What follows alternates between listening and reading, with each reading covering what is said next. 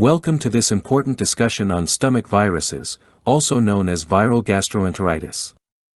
These infections are incredibly common. While they can make you feel quite unwell, the good news is that for most healthy individuals, your own immune system is fully capable of fighting off the virus. There isn't a cure or a specific medication that directly kills the virus once you're infected. Because of this, our focus shifts entirely to supportive care. This means we manage the symptoms to keep you comfortable and, most importantly, prevent complications. The absolute top priority is to aggressively prevent dehydration. Vomiting and diarrhea cause your body to lose a lot of fluids and essential minerals, so we'll talk about the best way to replace those. When you're recovering, your digestive system is very sensitive. We'll discuss why bland, fully cooked foods are your best friends during this time, and why certain foods should be avoided. While most cases can be managed at home, it's crucial to know when to seek medical attention. There are certain red flag symptoms, especially signs of severe dehydration, that mean it's time to see a doctor. Finally, we'll cover an often overlooked point: you can remain contagious for days even after your symptoms have improved. This is why practicing strict hygiene is so important, not just for your own health, but to protect those around you.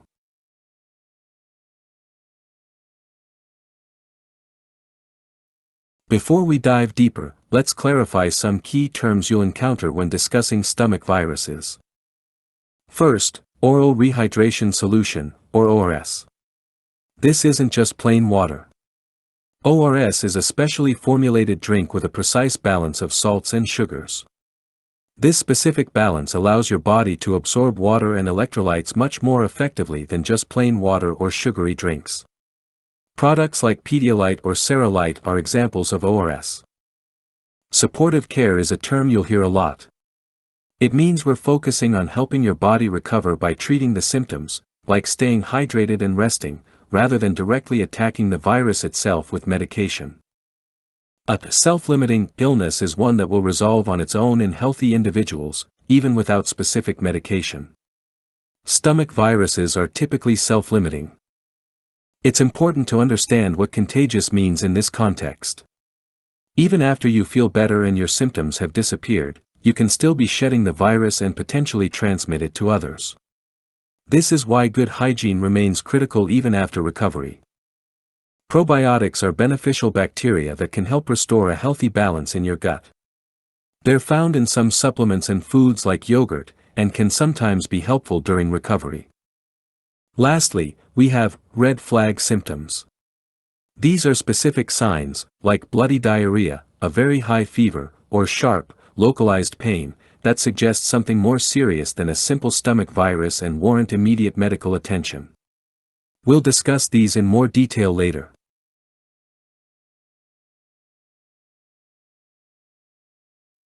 It's easy to use stomach ache and abdominal pain interchangeably in everyday talk, but medically, they have distinct meanings.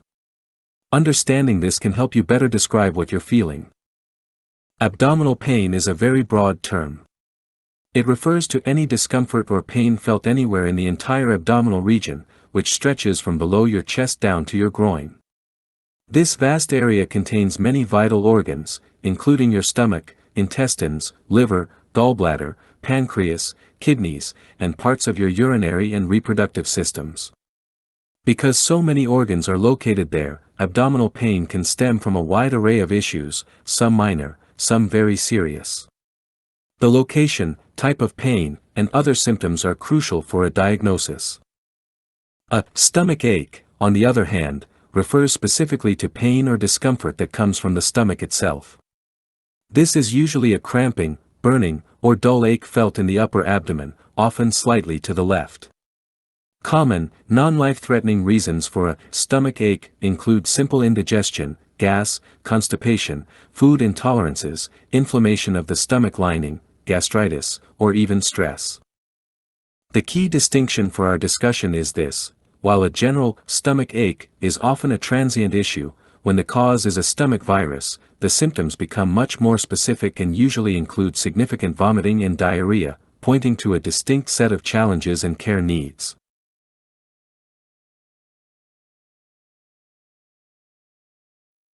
So, what exactly are stomach viruses? The medical term is viral gastroenteritis. This is an intestinal infection that causes inflammation of your stomach and intestines. Despite its common nickname, stomach flu, it's important to remember it's not related to influenza, which is the flu that affects your respiratory system. Several viruses can cause gastroenteritis. The most common ones include norovirus, which is the leading cause in adults. It's highly contagious, and symptoms usually appear 12 to 48 hours after exposure and typically last 1 to 3 days. A key point here is that you can continue to shed the virus for several days after your symptoms resolve, meaning you're still contagious. Rotavirus is the most common cause in children worldwide, and it can be quite severe in infants and young children, with symptoms lasting 3 to 8 days. Parents should know there's a vaccine available for rotavirus that can protect infants from this severe form of gastroenteritis. Talk to your pediatrician about the vaccination schedule. Other viruses like adenovirus and astrovirus can also cause gastroenteritis, often in children. It's crucial to reiterate, there are no specific antiviral medications to kill these viruses once you are infected. Treatment focuses entirely on supportive care to manage your symptoms and prevent complications.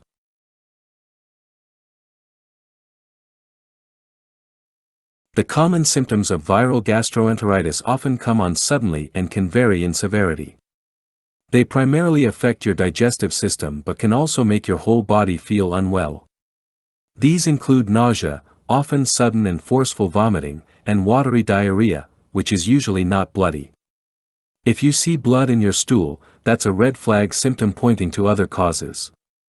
You might also experience abdominal cramps or pain, a low-grade fever, headache, muscle or body aches, fatigue, and a loss of appetite. Symptoms typically appear within 1 to 3 days after exposure and usually last just a day or two for norovirus, though some can persist for a week or even up to 2 weeks, as with adenovirus.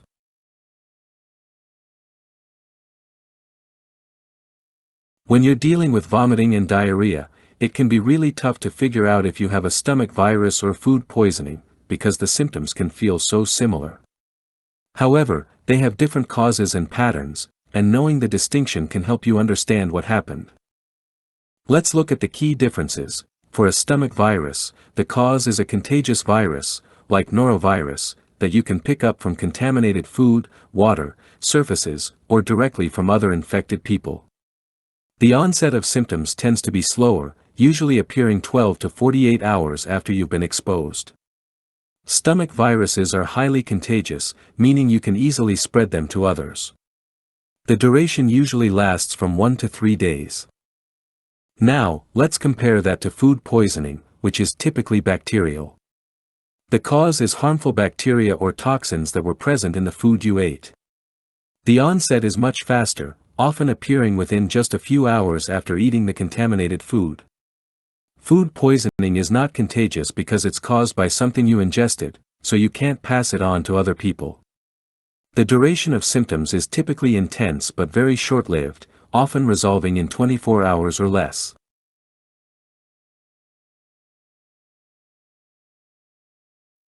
The reason most stomach virus cases are relatively short-lived in healthy individuals is all thanks to the incredible efficiency of your body's immune system. When we say an illness is self-limiting, it means it will go away on its own, even without specific medications, because your body has the tools to fight it. Here's a simplified look at how your immune system handles a stomach virus. First, you have your innate immune response, which is your body's rapid, first line of defense. When a virus enters your system, specialized cells quickly detect these invaders. They then release signaling proteins called interferons, which are like alarm bells that alert and protect neighboring cells from infection. This process also initiates inflammation, which helps recruit even more immune cells to the site of the infection to start fighting it. Next comes the more targeted attack, the adaptive immune response. This involves specific types of white blood cells, T cells and B cells. Cytotoxic T cells directly seek out and destroy your own body cells that have become infected by the virus. Meanwhile, B cells are busy producing antibodies. These antibodies are like custom-made weapons that can neutralize the virus itself and tag infected cells for destruction. A crucial part of this adaptive response is the creation of memory cells.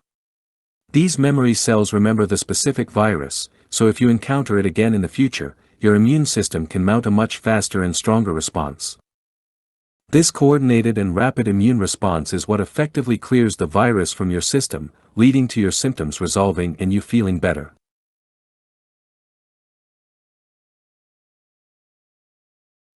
Since there are no direct antiviral medications for common stomach viruses, medical attention primarily focuses on managing complications, especially dehydration, and ruling out other, potentially more serious conditions.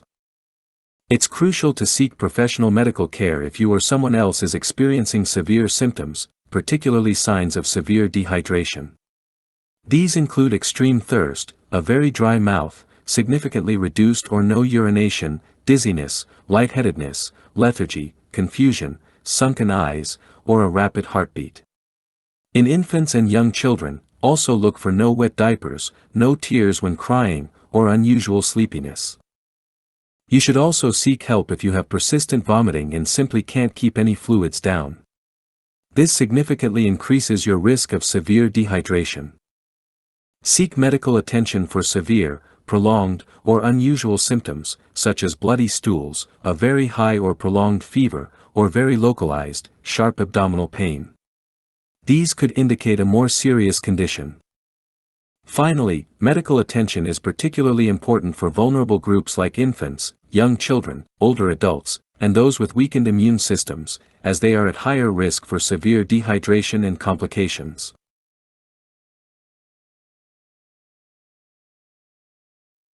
When you do seek medical attention for a stomach virus, what can doctors do? The most common and critical intervention for severe dehydration is intravenous, fluids. If persistent vomiting or very severe diarrhea prevents you from keeping fluids down, individuals can quickly become severely dehydrated. In these cases, healthcare providers administer fluids and electrolytes directly into a vein. This rapidly rehydrates the body, restores essential minerals, and can be life-saving. If vomiting is so severe that you can't keep down any fluids or medications, a doctor might prescribe stronger anti-nausea medications, like ondansetron. These can help break the cycle of vomiting and allow you to start drinking fluids orally again. Doctors will also focus on ruling out other conditions. If your symptoms are severe, prolonged, or unusual, a doctor will conduct tests to ensure your illness is indeed a viral gastroenteritis and not a bacterial infection, parasitic infection, or another acute abdominal issue that would require different treatments. These tests might include stool cultures to identify bacterial pathogens, stool PCR panels that quickly detect genetic material from multiple pathogens, or a parasite examination of your stool. Blood tests might also be done to check for signs of severe infection or electrolyte imbalances. In very severe cases of dehydration, unmanageable electrolyte imbalances, or concerns about underlying serious conditions, hospitalization may be necessary for continuous monitoring and more intensive supportive care.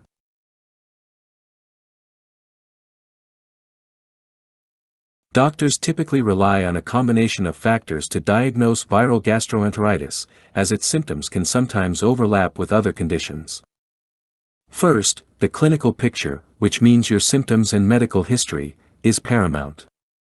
The doctor will assess common symptoms like nausea, vomiting, watery diarrhea, abdominal cramps, and any fever.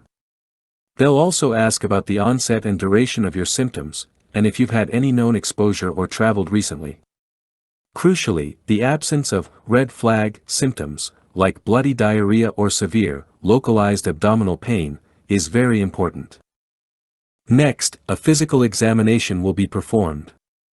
The doctor will look for signs of dehydration and gently examine your abdomen for any tenderness or other abnormalities. For most mild to moderate cases, a presumptive diagnosis of viral gastroenteritis is made based on this classic clinical picture. This is often called a watch and wait approach. Since most cases are self-limiting and there's no specific antiviral treatment, extensive testing isn't always necessary. However, laboratory tests are ordered when needed. This is typically if your symptoms are severe, prolonged, worsening, or if you have any of those red flag symptoms. These tests are performed to rule out bacterial or parasitic infections. These tests can include stool cultures to identify bacteria, stool PCR panels which detect genetic material from multiple pathogens, or a parasite examination.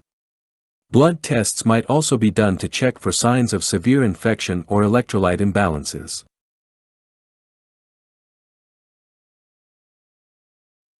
While medical attention is critical for severe cases, the vast majority of healing from a stomach virus involves rigorous supportive care right at home.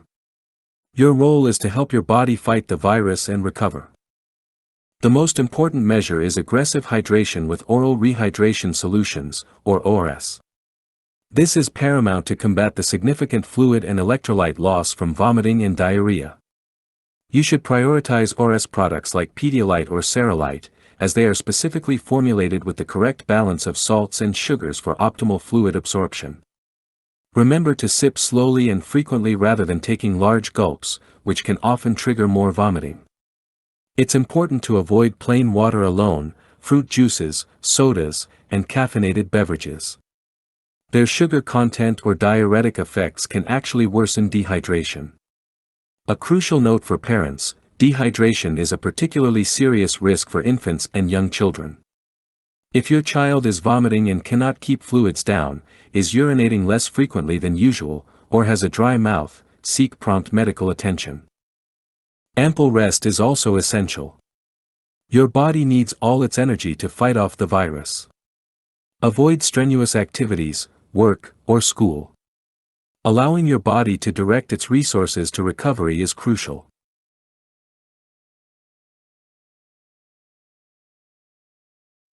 In addition to hydration and rest, here are some other important home care measures. For adults and older children, you can consider the cautious use of over-the-counter symptom relievers. These can offer comfort but do not cure the virus. Always use them with caution and consult a doctor if you're unsure. Antidiarrheal medications like loperamide can slow diarrhea, but they should be avoided in children unless specifically advised by a doctor, and never used if you have bloody stools or a high fever. Pain relievers and fever reducers like acetaminophen can help with aches and fever. However, you should avoid NSAIDs, which are nonsteroidal anti-inflammatory drugs, like ibuprofen or naproxen, because they can potentially irritate your stomach. Probiotics can be considered as an adjunct.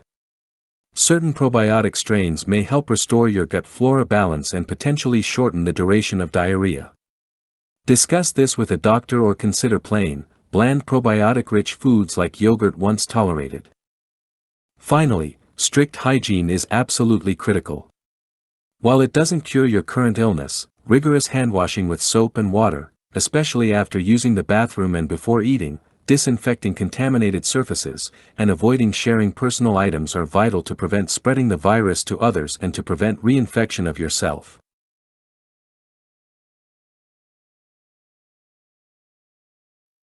While you can't magically supercharge your immune system to be invincible against every virus, you can certainly support its optimal functioning through general healthy habits. A strong immune system is your best defense. Start with a nutrient-rich diet. Emphasize a wide variety of fruits, vegetables, lean proteins like chicken, fish, eggs, and legumes, along with whole grains and healthy fats. Don't forget probiotic-rich foods like yogurt or kimchi, which support gut health. Adequate sleep is crucial. Aim for 7 to 9 hours of quality sleep per night, as sleep deprivation is known to suppress immune function. Regular, moderate exercise also helps by boosting the circulation of your immune cells. Effective stress management is vital. Chronic stress can suppress your immune system, so practice mindfulness, meditation, yoga, or engage in hobbies that help you relax. Maintaining a healthy weight is also important, as obesity can impair immune function. It's also wise to limit harmful substances, specifically avoiding smoking and excessive alcohol consumption, which can negatively impact your immune system. Of course, staying hydrated is always essential for overall cellular function. And finally, Getting vaccinated is one of the most effective ways to strengthen your immune system's ability to fight specific pathogens by training it to recognize and respond to them more effectively.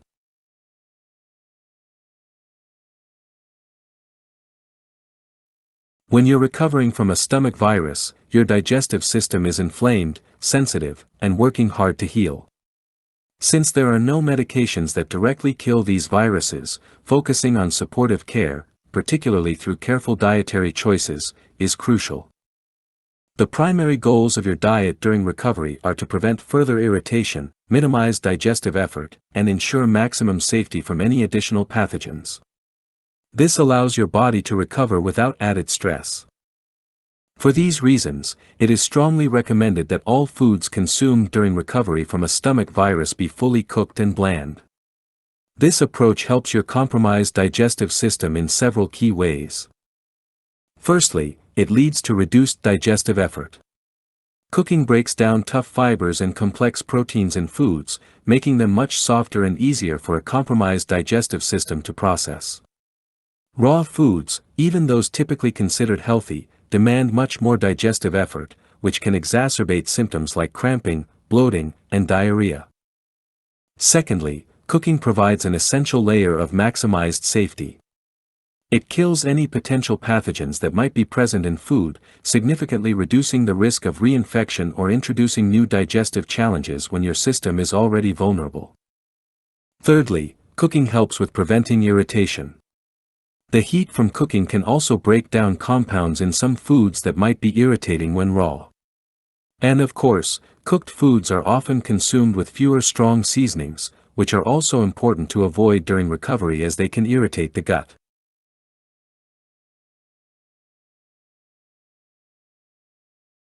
So, what foods are best to eat during recovery?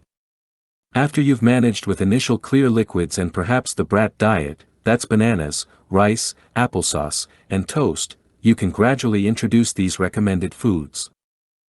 Focus on fully cooked, lean meats and proteins. Good options include skinless, white meat chicken or turkey, prepared simply by baking, boiling, or grilling plain. White fish like cod, tilapia, or haddock, also baked, broiled, or steamed, are easily digestible. Eggs, scrambled with minimal fat, boiled, or poached, are also excellent. Plain, soft, or silken tofu, either baked or boiled, is another good protein source. These foods provide high-quality protein and essential nutrients crucial for your body's overall healing and energy. For vegetables, ensure they are thoroughly cooked. Think boiled or steamed carrots, peeled zucchini or squash, plain baked or boiled potatoes without skin, and well-cooked green beans. Pureed vegetable soups can also be a good, gentle option. When it comes to fruits, very ripe, soft fruits like bananas are generally well tolerated. Other fruits might be better initially cooked into something like applesauce, due to their fiber content.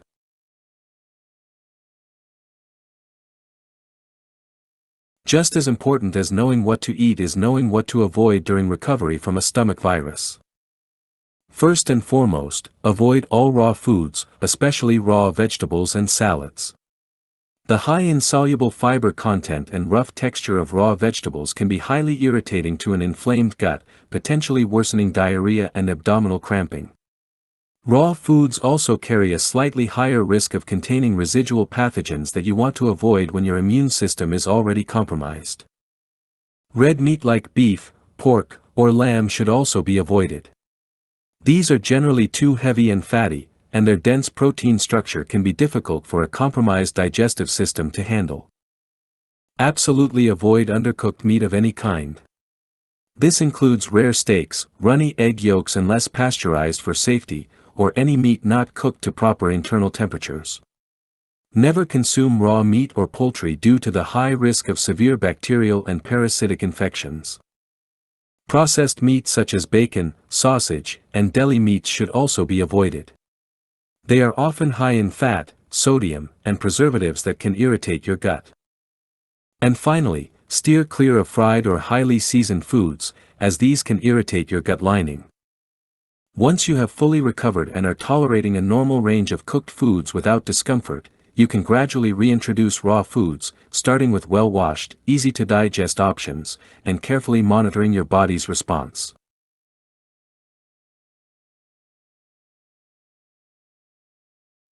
While not directly related to stomach viruses, it's important to briefly touch on heartburn and GERD because they can sometimes cause pain that feels like abdominal discomfort, and it's a common area of confusion. Heartburn is that burning sensation you feel in your chest. It's caused by acid reflux, which is when stomach acid flows back up into your esophagus. GERD, or gastroesophageal reflux disease, is the chronic, more persistent form of acid reflux. The crucial point here is that heartburn has absolutely nothing to do with your heart in terms of its origin, it's a digestive issue. Why can it feel like abdominal pain? It's due to the proximity of your stomach and esophagus, overlapping indigestion symptoms like bloating, and even referred pain through shared nerve pathways.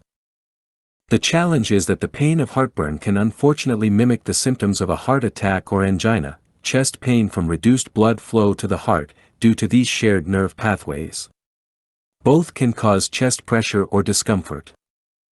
Therefore, if you experience new, severe, or persistent chest pain, especially if it's accompanied by shortness of breath, sweating, dizziness, nausea, or pain radiating to your arm, jaw, or back, you must seek emergency medical help immediately.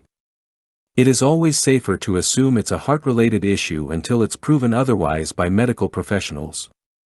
They have the tools, such as an ECG and blood tests, to quickly differentiate between cardiac and non-cardiac causes of pain. To conclude, navigating the complexities of abdominal pain requires understanding the distinctions between general discomfort and specific, identifiable illnesses.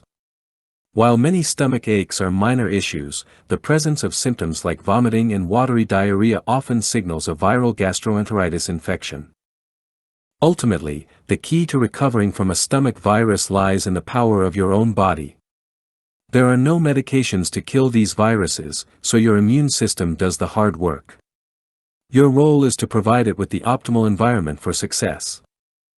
This means prioritizing aggressive hydration to prevent dehydration, which is your #1 priority. Ensure you get ample rest to conserve energy for your body to fight. Make supportive dietary choices, especially relying on bland, fully cooked foods to ease digestion and ensure safety. And crucially, understand when to manage symptoms at home and when to seek medical care for complications, such as severe dehydration or unusual symptoms. By understanding these principles, you can effectively navigate recovery and return to health.